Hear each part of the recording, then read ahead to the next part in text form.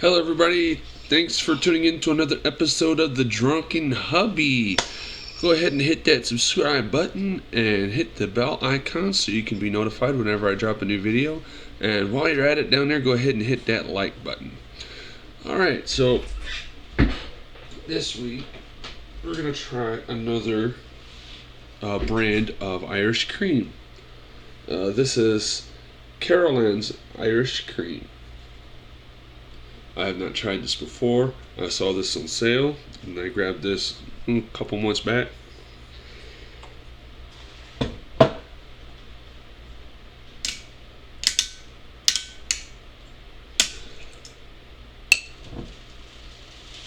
smells good. I'm going to pour a little bit.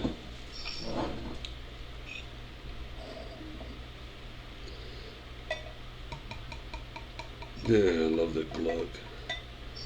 Alright.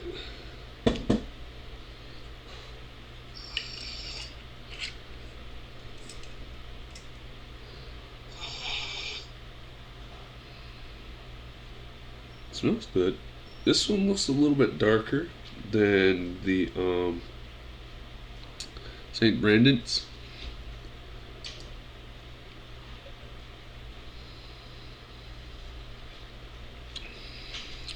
This one tastes sweeter.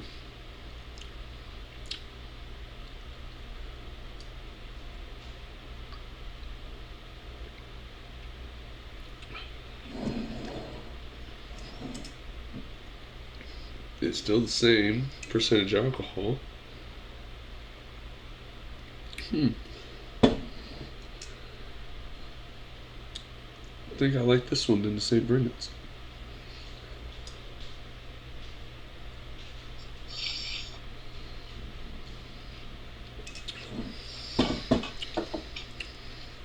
That's pretty good. Alright, so I'm going to try something new. I'm going to make a vodka martini with Irish cream. It's supposed to be 1 part vodka, 3 parts Irish cream. Now the recipe calls for another brand, Bailey's, but I don't have Bailey's, so I'm going to make do with this one. Let me know in the comments below if y'all want to see me try Bailey's too. Personally though, I think everybody's had Bailey's, but I suppose I should do a review for them too. Sorry about the radios, my allergies are going crazy. There's 3 parts of this. There we go. I don't have a cherry on a toothpick to garnish it, so we'll make do as is.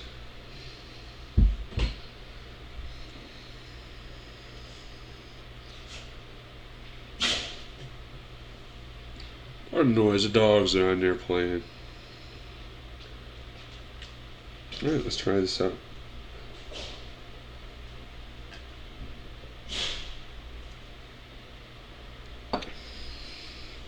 Oh, that's pretty good. That's pretty good. It's a nice sweet creaminess, smoothness of the Irish cream with the hint of the vodka. You can feel that little punch in there afterwards in the vodka. That's good. I like that.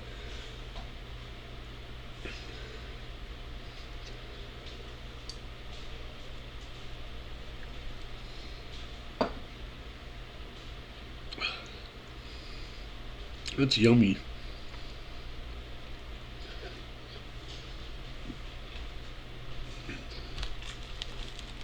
Now, I don't know much about bartending. I had to go and look up certain drinks. I wanted to see what I could, mix with Irish cream with what I have on hand. And, well, that works. That's pretty good.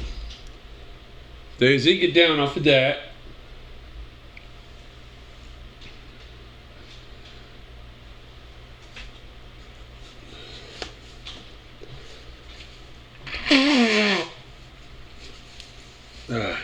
Sorry, my allergies are going crazy.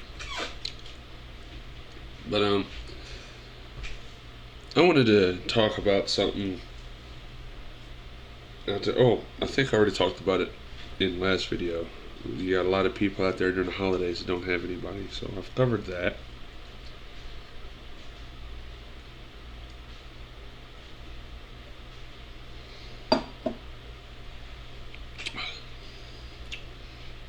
Oh my, that's good.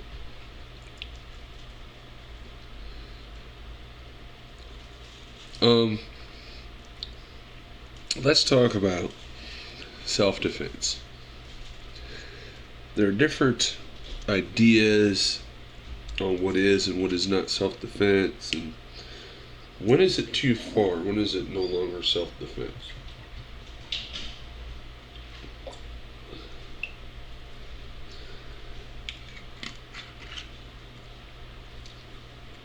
You know, you got like states like Maryland where it's straight up, there is no self-defense laws. If you kill somebody or hurt somebody defending yourself, you go to jail, period.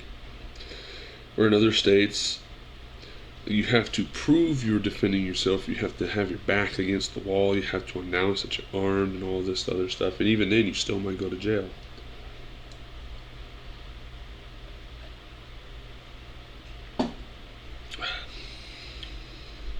And then you have other states, they're more relaxed. Someone simply just for the act of breaking into your house and they end up shot, that's on them. You were defending your house. I think personally it should be like that as far as like home invasions and the person defending their home. Someone breaks into your home, you should have the right to defend yourself in that manner if needs be. Because on average, it could take authorities several minutes to respond and get to the area of the incident. And a lot can happen in that time. That's providing you're even able to, reach out to the authorities, to emergency services, and ask for help. And in that time, anything can happen. You can be overpowered, you can be hurt, become incapacitated, or worse, I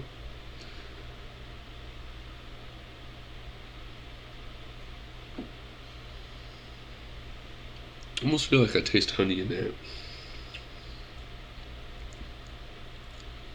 I really like that, it's pretty good. Personally, my belief is every person should have the right to defend themselves against someone who is attacking them.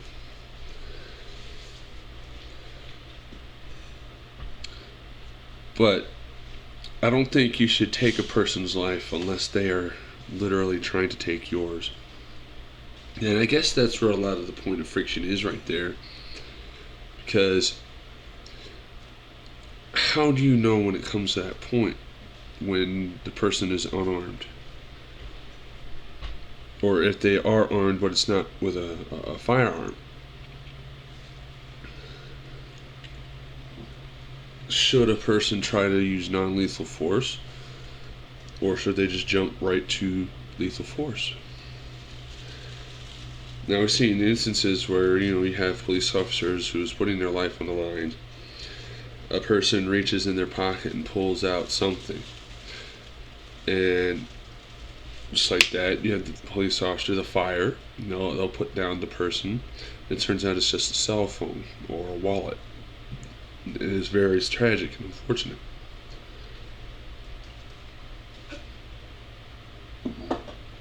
But then in other situations where the police officer did try to give the person benefit of the doubt, and the person did pull out a gun and shoot the officer.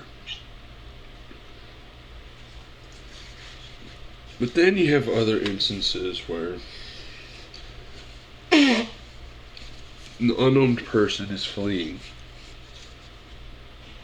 If the person is fleeing and running away from you and you shoot them in the back, that is no longer self-defense. No matter who you are, police officer, civilian, whatever. Shooting a person in the back, stabbing in the back, whatever. is no longer self. If they're running, let them run. Don't shoot them. Don't hurt. Don't kill them. Don't hurt them. Now, there's a topic of contention, and people say they should have the right to defend themselves against illegal police actions that might cause them harm or death. There is some precedence in this in past cases dealing with Supreme Court and whatnot, where people were, allowed to defend themselves against police officers illegally breaking into a home unannounced and got shot in the process. Something like that. The person on the other side of the door doesn't know that it's a cop.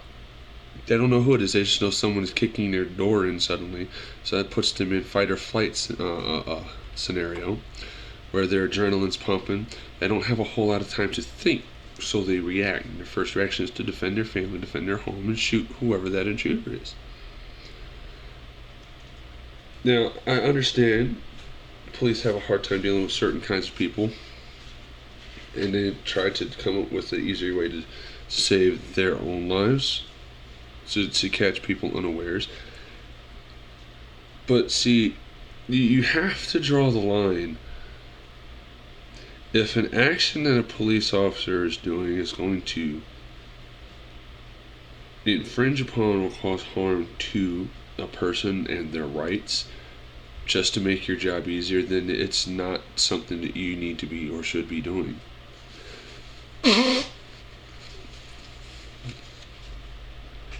vice versa, when you tell a person it is illegal for them to defend themselves and they do what the law says they have to do, and then they end up losing their life following the law because it takes the police too long to get to the person and save them, something is wrong with that. Personally, I am a firm believer of the Second Amendment. Now, you have a lot of people out there that say, well, it's outdated and it wasn't meant for this and blah blah blah that, and we need to change with the times and blah blah blah. No. The Second Amendment was put there for a very specific reason. To give people the right and the ability to be able to take up arms and defend themselves for whatever reason. Look, I'll read to you exactly as it says. U.S. Amendment.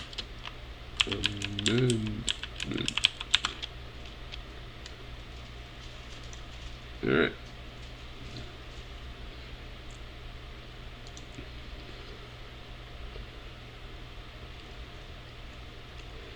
Alright, so this is it. Okay? A well-regulated militia being necessary to the security of a free state. The right of the people to keep and bear arms shall not be infringed. Period. It doesn't say if, or and, or but. It does not limit what a person may own as arms. It doesn't say who may not own arms. It says the right of the people to keep and bear arms. Firearms, weapons. Weapons, that's what arms means. It's not limited to guns. Shall not be infringed. Infringed. Whittled away, taken away, stepped upon. Something where, well, you can have all of this except for blah blah. It doesn't say you can do this. It says shall not be infringed. Now, granted, at the time, they had no concept of some of the stuff that we have today, so it makes sense that people should not have access to certain things. That I can agree with. Certain things being people should not have massively damaging weapons massively destructive weapons. I'm sorry, everyday people should not have. The police shouldn't have them either. Those should be only in the hands of military or militia.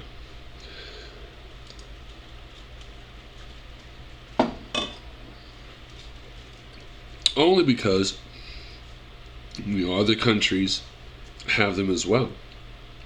And they don't care whether or not we're not going to have them. That's a topic for a whole nother video about national defense and all that stuff and my views about that. But anyway, what I'm trying to get at is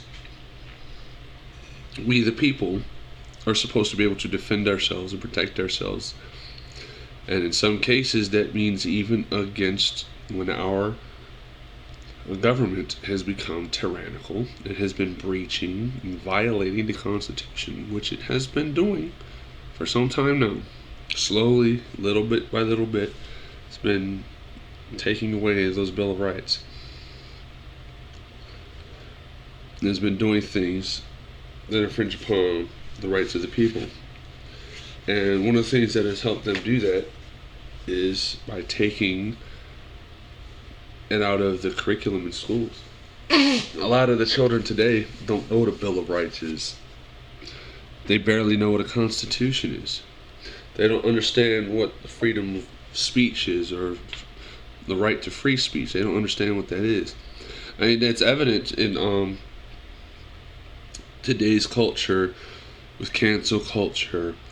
If something said that is offensive, automatically that person's life has to be destroyed and canceled out. No, I'm sorry. We all have the right to say something, even if it might be offensive. If it's not something you like, I'm sorry, but people have the right to say what they want to say. Period. That is one of the foundations of this country. Now, you got people out here that say things to me I don't like. I'm gonna say things out there that other people don't like. We are a nation of opinionated individual people. That's part of what makes this country. And still staying on topic of self-defense, we need to defend ourselves against thoughts like that, because it's a very slippery slope.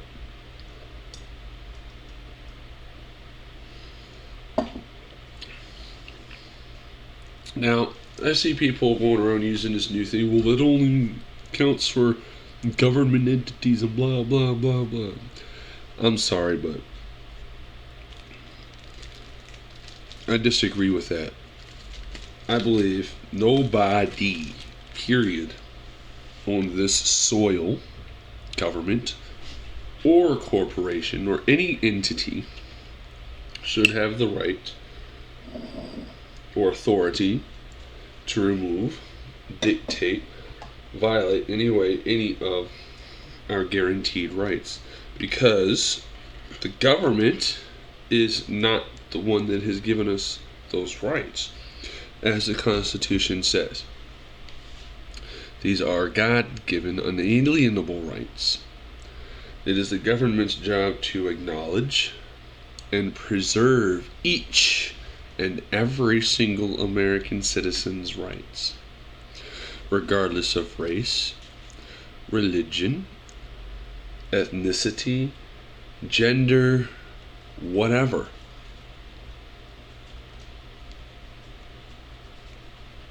So you want to talk about self-defense?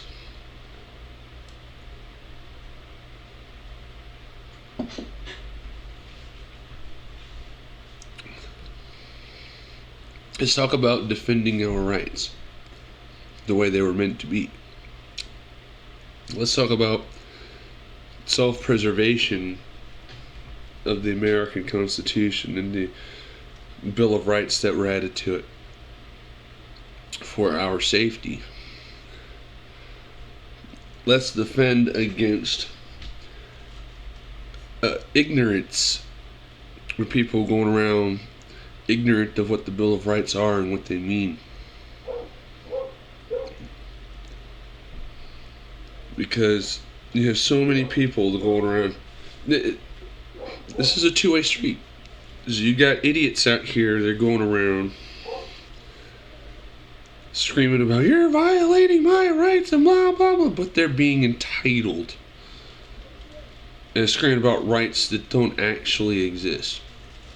Freedom of speech, yeah, you're supposed to be able to say whatever you want. Freedom of religion, yeah, you're supposed to be able to freely practice your religion. Okay, freedom of press, same thing. The right to bear arms. We should be able to not have to worry about what firearm we buy, where we buy it, why we buy it, or any of that stuff. It's not supposed to be any of the government's business technically about that. This is what happens when you keep voting for big government.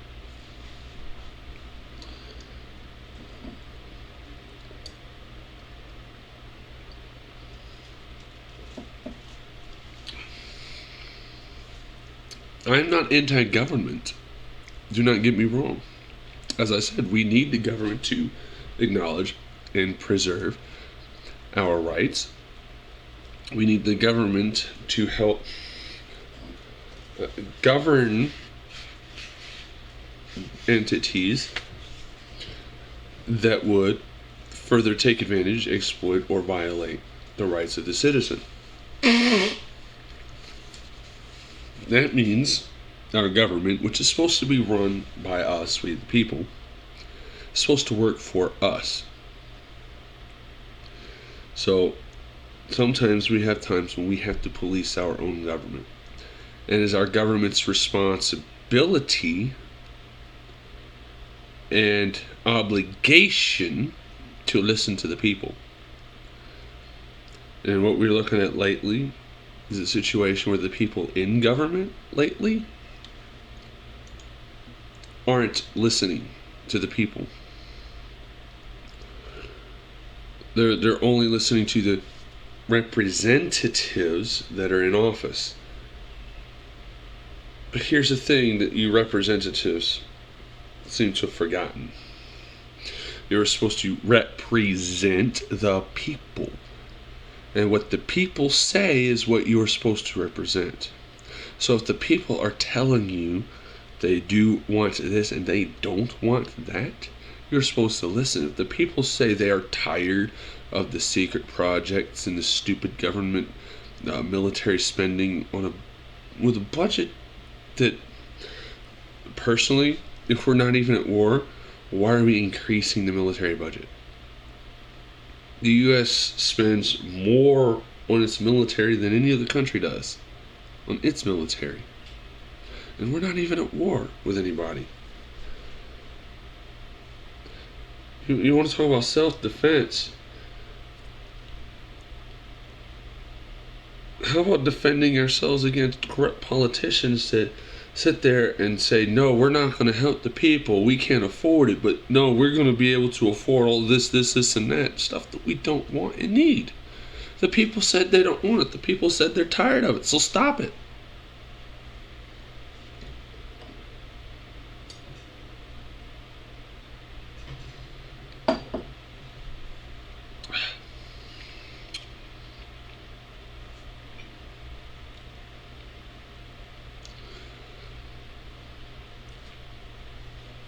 I've gotten off subject, but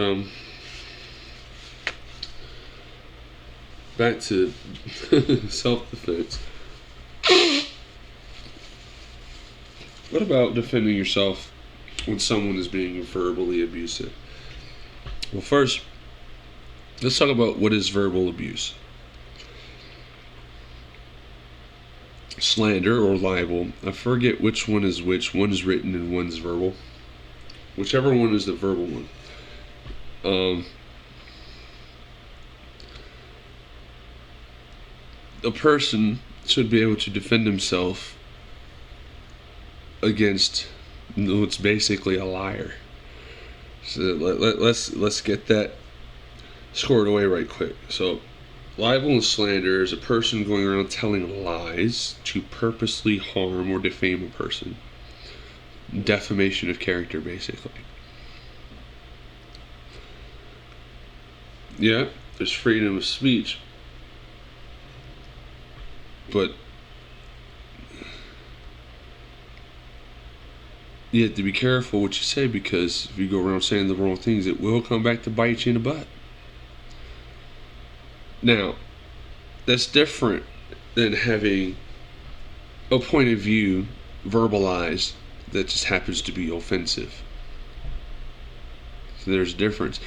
People are supposed to inherently be allowed to do that, have a point of view, and be able to verbalize it, even if some people might be offended by it. It's their right. Okay? It's part of freedom of speech. Okay?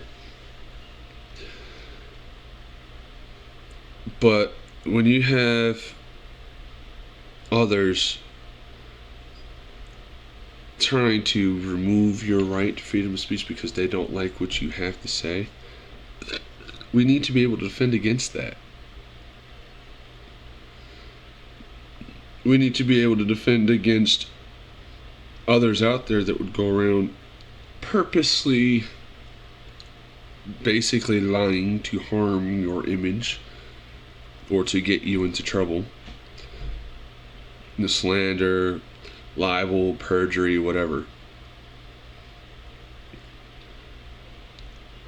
See, God did give us rights, but he also has rules too. And one thing God hates is a lie. So do not abuse your freedoms to abuse other people. There's a difference. There's a difference between exercising a right and abusing a right. Exercising a right, speaking out against something that you find unjustified or unworthy or whatever, speaking your opinion about something, opinions that are spoken out as opinions and not facts. Stuff like that, okay? Freedoms. Just for example, you going out and you're protesting something that some company did. That's a right. You're going out and saying, so-and-so is eating babies and blah, blah, blah, blah, and the stuff is not true. That's not a right. So-and-so's using whatever platform they have to say things that happen to not be really appropriate, happen to be vulgar, or kind of hateful. I don't agree with it, no. But that falls under that person's freedom of speech, their right to say what's on their mind. We don't have to like it. The law doesn't say we have to like it. But it's still a right. When you start punishing people for saying what's on their mind, for sharing their beliefs and their thoughts, when you start punishing people, you're basically punishing people for exercising their freedom of speech. When you start punishing people for exercising their freedom of speech, you start removing freedom of speech. And that's a slippery slope that's slowly going to get to the point where we're going to have the thought police. Think about it. You started at A, penalizing people and punishing people for saying what's on their mind and verbalizing their thoughts, right? And it's going to escalate to the point where people don't have the right any longer to say anything that isn't approved by the government. We already see that with the press. We no longer have freedom of press. Didn't you know that? So a lot of people don't know this. The press, more specifically the news, has to go according to what the FCC and our government says they can say. Does that sound like freedom of press? No, it doesn't.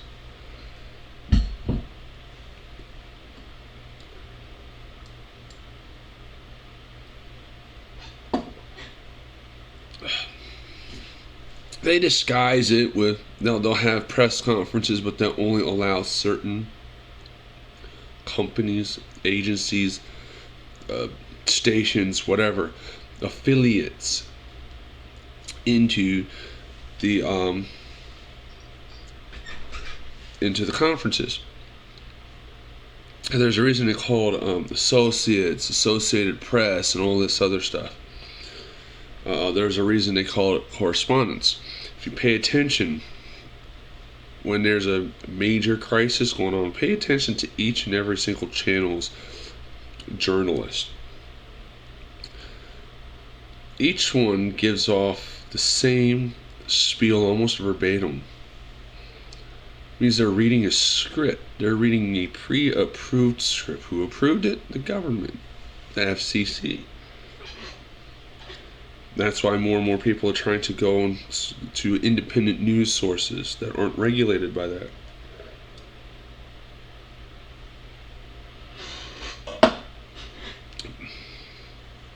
But the problem with that is, a lot of idiots out there that just put out whatever, don't care if it's true or not, basically online tabloids. And have gotten all the other independent news sources is labeled as fake news. Anything that does not comply with what mainstream is trying to put out is considered fake news. That is, our government's basically controlling media, meaning there is no more freedom of press. And they're trying to do away with the freedom of speech. They're trying to do away with the right to bear arms. Every year there's more and more laws restricting sales of this and that. You have to get licenses for this and licenses for that, and you have to take this course and that course, and you have to have this kind of background check and that kind of background check. I'm sorry, but where in the Second Amendment does it say we have to do any of that? It doesn't. I just read it to you exactly as it says. The right of the people to bear arms shall not be infringed. Let's look up that word, infringe. Okay? Infringe. Infringe. Actively break the terms of, in parentheses, a law, agreement, etc. Quote, making an unauthorized copy would infringe copyright. Or act as to limit, to undermine something, encroach on. His legal rights were being infringed. See? So, encroached upon, limited. The government is limiting what we can buy. It is limiting who can buy it. It is limiting how much people can buy. That's infringing. That is in violation of the Second Amendment of the Constitution. The Constitution, which is supposed to be the supreme law of this land. So, if people want to talk about self-defense, how about defending the people against that? It's going to keep going until everybody stands together.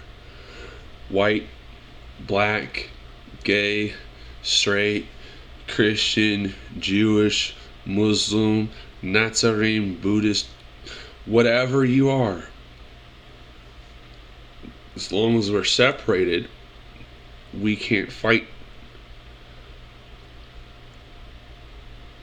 United we stand, divided we fall. It was said like that for a reason, because it's true.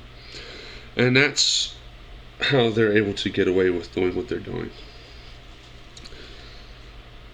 They're keeping us fighting each other. White versus black, straight versus gay, and all this other baloney. Rich versus poor, middle class versus poor versus rich, liberal versus conservative, right versus left, Democrat versus Republican. Here's the thing, people. Republicans and the Democrats, I'm going to use a term I've heard someone else use. We're bloodlickins and Democrats that act like they're vice versa each other. They put on this big old dog and pony show acting like they can't get along for anything. That's a ruse, people. Wake up. Whoever's being put on a ballot, whoever's being shown in front of you, walked in front of you as a candidate, they've already basically predetermined that person is going to be put in office, whether you think you voted for them or not. See, what people don't realize that once the voting went electronic, basically, there's no actual way for we the people to quantify who voted for who. Once they put in the electoral college thing, they're able to skew it even more.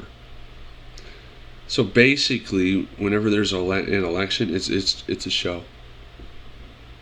It's just a show. They've already decided who's going to be in office.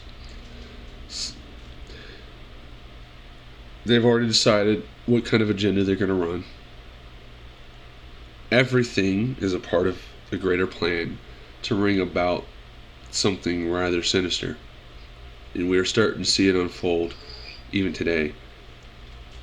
The whole world, the government's working in tandem together, lockstep with each other, trying to force vaccines upon people.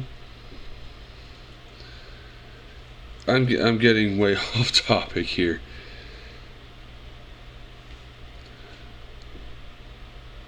Wake up, everybody.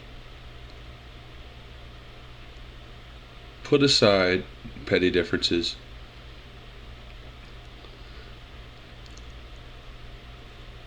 Stop falling for the little dog and pony show that they use to gather everybody's attention and keep them distracted from what they're actually doing. They hide everything that they're doing in plain sight. Go and look on some of these government websites that are public access. Actually pay attention to what they're doing. Go and read some of the laws that they're passing. Not just here in the United States either. This is going to be a global thing. I'm telling you, people, those of you that call yourselves Christian, maybe you're an atheist, read Revelations 13. Compare it to what we see them doing with this vaccine. It says he'll cause everybody to get the mark of the beast. Those that do not receive this mark will not be able to buy or sell. And it's my personal belief that this vaccine is at least a part of that mark system, because you have jobs now forcing people to get this vaccine. You can't travel now, for the most part, if you don't have this vaccine.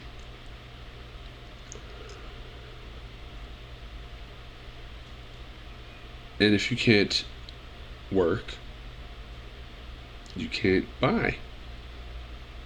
If you can't buy, how can you sell? You've got nothing to sell. And that's just a small piece of it.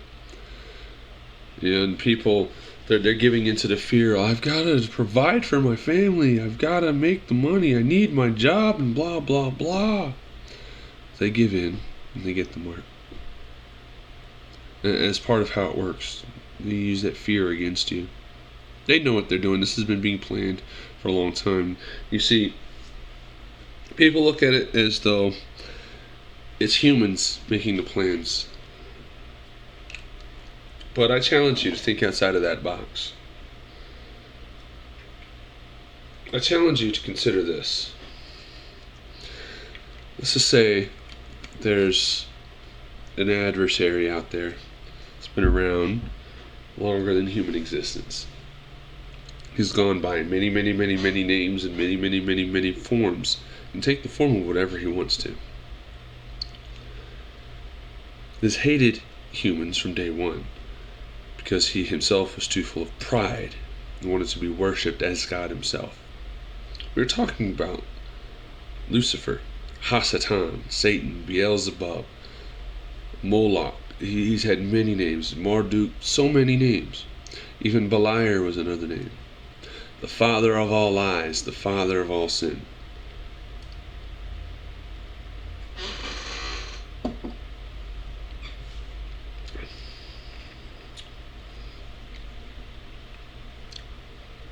He has had thousands of years to set his plan into place. And he's done it in such a way that has blinded people to the actual truth. He's even hidden the Most High, Yahuwah, from the masses. Consider this as food for thought. The scripture says, straight and narrow is the path, and few are they that find it. But broad and wide are the gates to hell, and many are they that enter into it. It also says that he will deceive the masses. So,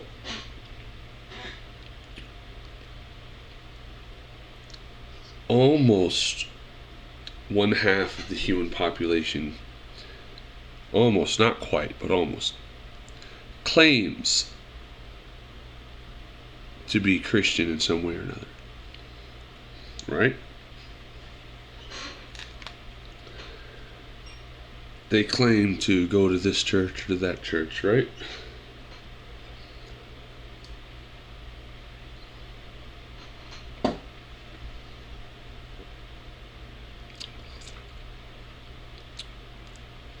Let me ask you this. Can modern day Christianity and all its popularity and all of its denizens across the globe, planet, flat earth, whatever it is you believe,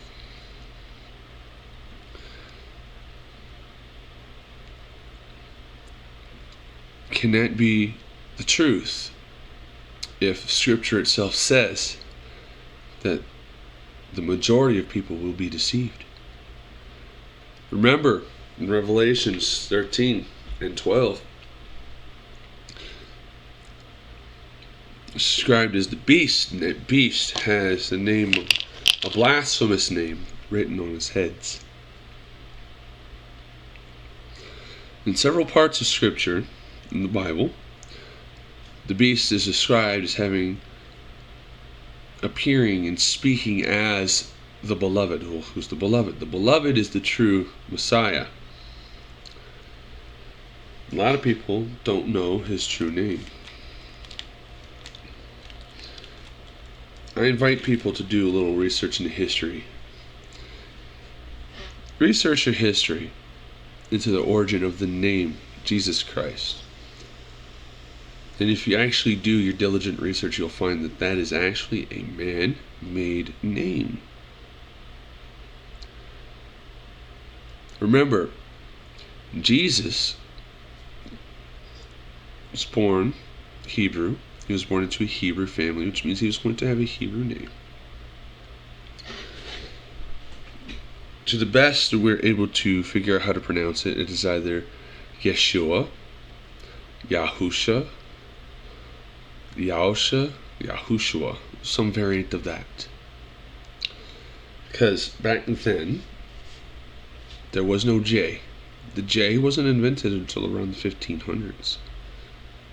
So, some 1500 years after he died and resurrected.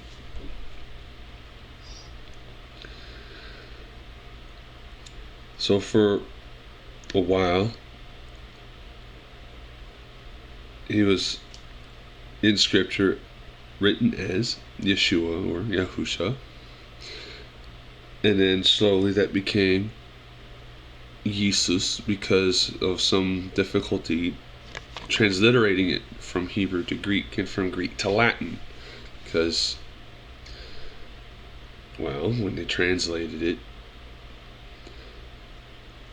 there were some mistranslations. But anyway, over the course of several hundred years, that name was slowly transformed through interpretation after interpretation into Jesus.